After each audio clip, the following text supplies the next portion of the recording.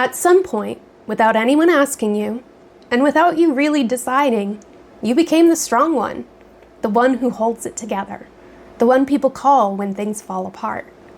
And somewhere along the way, that stopped being something you did, and it started being something that you were.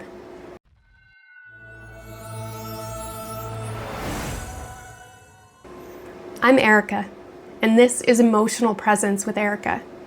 Today, we're talking about the invisible weight that comes with being the person who never falls apart, and what it actually does to you over time.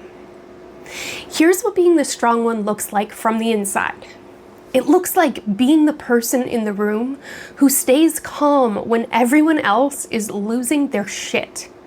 It looks like being the one people call with their problems, not the one who calls someone else with yours. It looks like minimizing your own hard things because somebody else always has it worse. It looks like being fine, always fine, reliably, consistently fine, even when you're not, especially when you're not.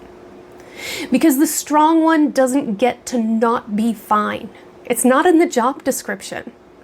And so you hold it, whatever it is, you hold it until you can deal with it privately, or until you can talk yourself out of it, or until it becomes part of the weight you carry everywhere. Here's something that happens to a person who is always strong for everyone else. You lose the practice of being weak. Not weak in the way that word sounds, but vulnerable, human, allowed to not have it all together. Think of it like a muscle.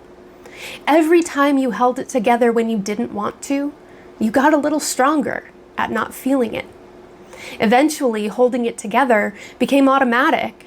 You stopped even noticing when something was hard because the move from the hard thing to okay, I've got it, got so fast that you skipped the part in the middle where you were actually allowed to feel it.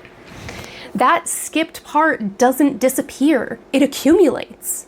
All those unprocessed hard things stacked quietly somewhere nobody can see, including you, until the weight of them is so familiar, you've forgotten what it feels like not to carry it. I want to tell you about the specific loneliness of this role because it's one of the least talked about parts of carrying it. When you're the strong one, people trust you with their vulnerability.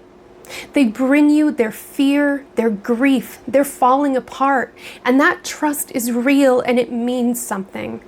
But it also means that the vulnerability only flows in one direction, towards you, rarely from you.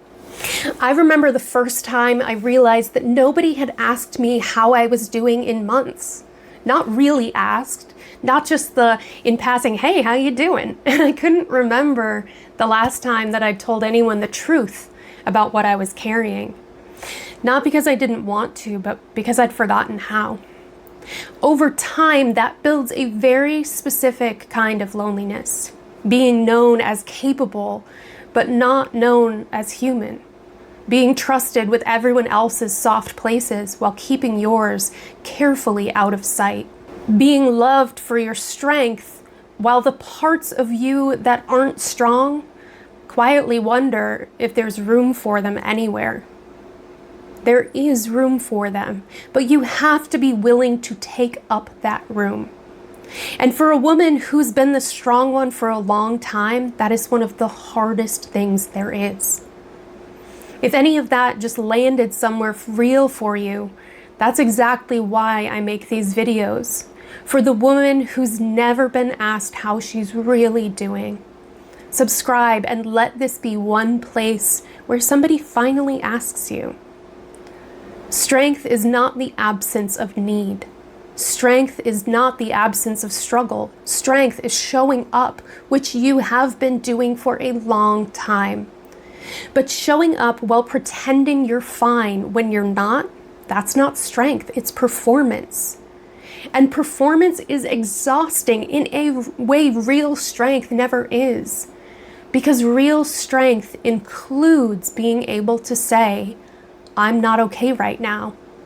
Letting someone in putting the weight down long enough to actually feel how heavy it's gotten. That's not weakness. That is the most honest and courageous thing a strong person can do. If this is hitting you in a real way and you are ready to do something about it, I want to invite you into something. I run a free 5-day emotional presence kickstart, and this right here is exactly the kind of thing that we work through together.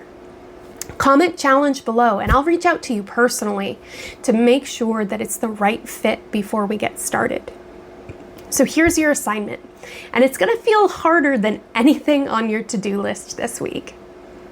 Tell one safe person one true thing that you're not okay about.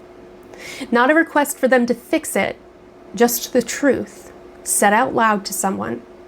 That's not you falling apart.